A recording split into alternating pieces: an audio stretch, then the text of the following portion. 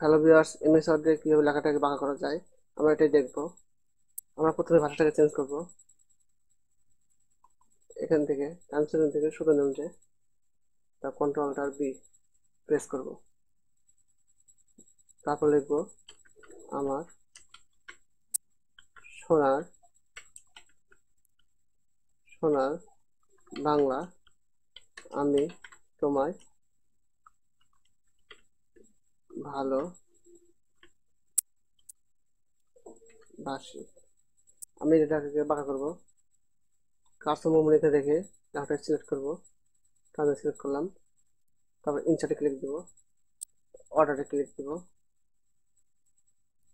আমরা যে কোনো স্টাইল নিতে পারি, আমরা এই স্টাইলটা নেব। নেওয়ার পর সিলেক্ট থাকা অবস্থায় আমরা এই ফরম্যাট থেকে টেক্সট ইফেক্ট এখানে ক্লিক দিব, টপ ডাউনে দেওয়ার পর ট্রান্সফর্ম থেকে আমরা এটা প্রথমে এটা করবো, ক্লিক দিব। তারপর এটাকে নিজের মতো করে সাইজ করব। আমরা এভাবে নিজের মতো করে সাইজ করব।